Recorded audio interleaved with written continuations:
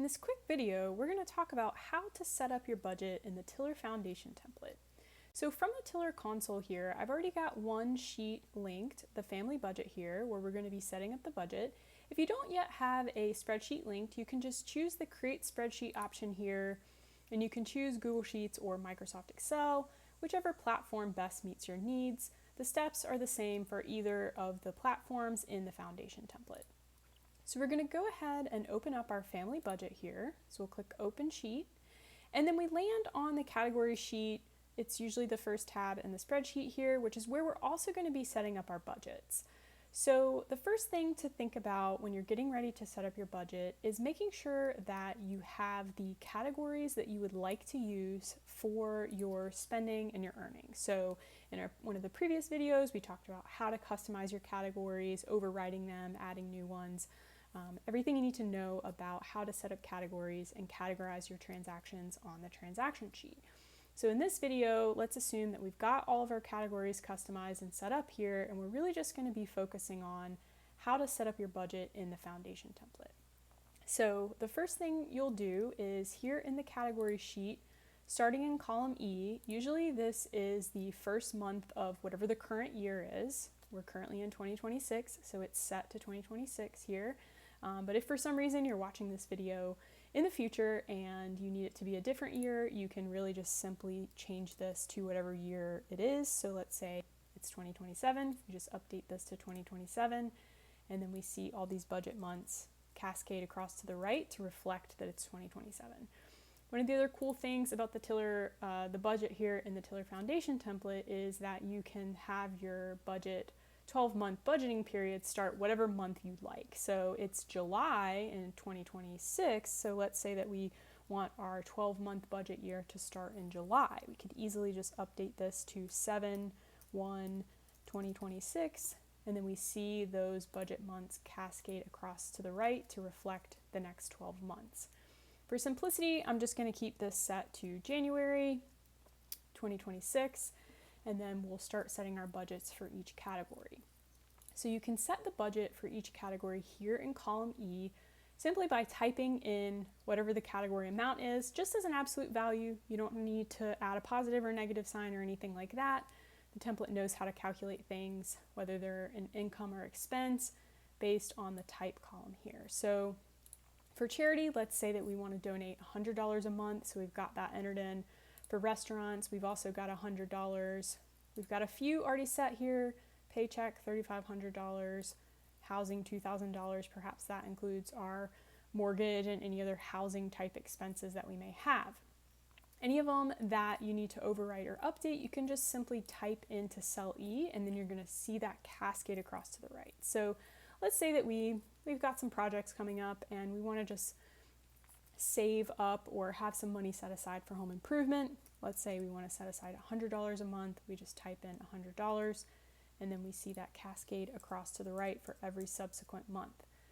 All this is doing is just using a simple formula. You can see here it's referencing E6, and column G here it's referencing F6. It's just referencing the previous cell.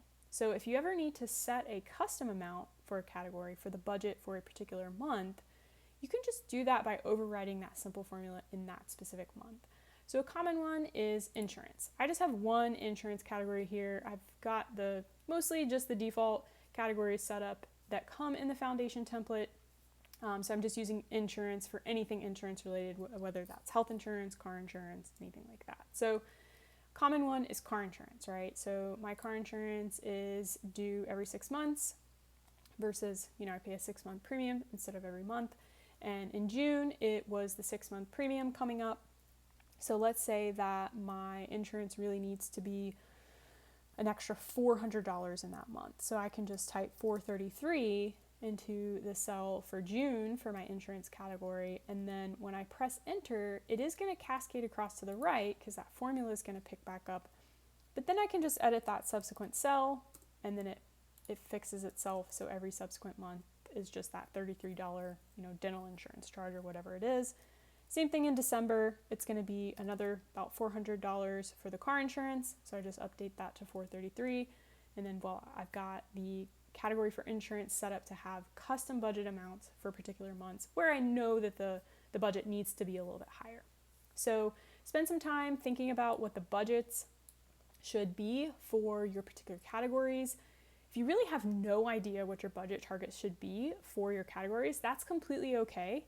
No worries at all. The best way to figure it out is to spend some time categorizing your transactions last month up to today. So in this example, I've already got all of June's transactions categorized. That's last month for me at this point.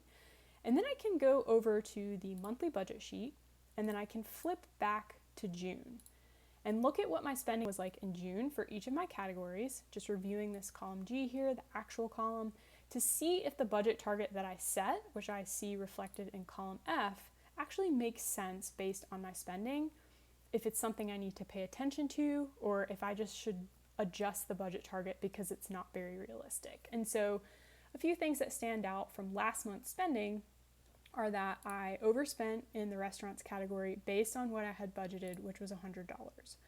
I spent $345 on restaurants, so I was about $245 over budget for restaurants. If I want to dig into that a little bit, I could just go on into my spending trends sheet here and flip back to June.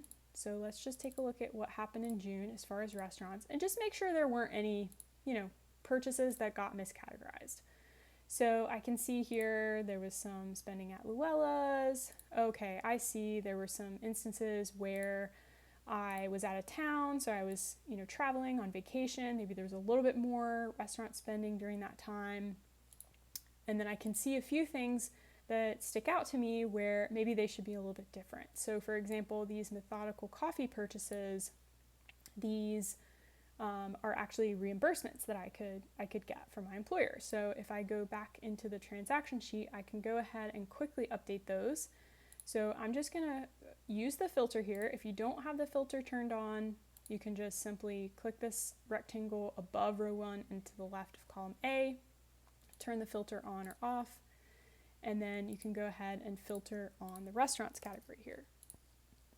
So now I can quickly look back at what happened in June and go ahead and fix these. So I can say reimbursements. Well, I don't have a category for reimbursements. That's no problem either. I can head on over to the category sheet here and just say reimbursements, and then this is other, and then we'll just say expense or really transfer because this isn't money I'm actually spending. And so then I can go ahead and quickly fix that here. And then the other one that I noticed in my spending trends sheet that actually wasn't restaurant spending is this Joyful. This was actually a gift for a friend, so I can head back into my transaction sheet and then I can update this to gifts. So these were just the pre-categorized, the pre-categories that got filled in with the transactions. So definitely always, check through things and make sure that they make sense. So now when I head back to the monthly budget sheet, I can see that the overage is down a little bit, but it's still quite a bit higher than what I had budgeted. So now I can make the choice of saying, I'd really rather my restaurant spending be significantly lower than it is. So I want to stay in this $100 budget and be spending less on restaurants. Or if this is just a part of my lifestyle or what brings me joy in life and does align with my values, then I can just increase the budget for the restaurants category. So in this case, I'm going to go ahead and just increase the budget for the restaurants category just to be a little bit more realistic, but something to just pay attention to as time goes on. So I'll head back into the category sheet. I'll find the restaurants category here in the discretionary section because it's discretionary, and then I'm just going to say $250 and then just keep an eye on it over time. So then heading back, I can see, okay, well, if my budget was $250 in June, then I'm just over a little bit. And given that there was some spending due to being on vacation, which isn't going to happen every month, it's probably going to be realistic that I can stay in that $250 budget range and maybe even lower it as time goes on if it's something I want to reduce my spending. Some other areas that I can look into to just see what does my spending need to actually look like. So for that car insurance, maybe I underestimated and the premium was a little bit more than $400, so just I can tune that. Transportation, I can go into my spending trends or just go directly into transactions and figure out what that transportation charge was for June to figure out, is that something that I need to worry about on an ongoing basis, or was it just a one-off? So just filtering in the transaction sheet again down to the transportation category. Then I can see in June that it looks like there was a auto mechanic charge here for $710. So that's not likely something that's going to be recurring every month. So I can probably stick to the budget here that I would normally have for transportation, which is about $50, which is usually just my gas. I even have data from the month before categorized, so I can dig in and go into May's budget and take a look at that if June was just kind of a weird month. And then we see in transportation, I was well below 50. So 50 is probably a good amount to budget for each month. So that's a great way to understand, are your budget targets realistic or not? And a little bit about how to use the monthly budget sheet here in the foundation template. So once again, you can flip between months here. In our current month, I can get a sense for how it's going so far this month. So I see my planned cash flow here in the top left. That is how much I would have left over if I spend exactly as much as I plan to spend and earn exactly as much as I plan to earn. The cash flow to date is just based on the actuals that are categorized in the transaction sheet. This number is going to move around a lot during the month. It's most helpful at the end of the month, and it just tells you how much was left over after all your actual spending and earning. So this would be potentially how much was saved in a particular month. The spending budget is all based on those categories and budgets that we set in the category sheet versus the spending actual here is how much we've actually spent so far this month. And then same thing with the income budget and actual, how much we budgeted we would earn versus how much we've actually earned so far this month. So those are just a few areas that kind of give you a quick check-in on the particular month and how it's going for your budget that month. The last thing about budgeting in the foundation template is that you can get a yearly view on the yearly budget sheet. And so this is just a 12-month sort of sliding view that's whatever, sort of window of 12 months you want to look at. If I want to look at, July of this year through the next year, I'm only going to have actuals through July of this year. So it can be helpful for kind of like reviewing different 12-month periods if you've got more data in there.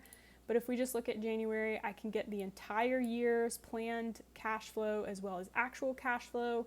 And then each month I get the budget, actual, and available per group and per category to just give me this overview of the entire year, what I've got planned, how different scenarios may affect my budget throughout the year. And it's just a great planning tool to really understand your budget for the year, 12-month period at a high level. So hopefully that helps understand how to budget in the foundation template. Reach out if you have any questions via support using the chat tool in the lower right corner here on the Tiller console. We're happy to answer all your questions. Happy trekking!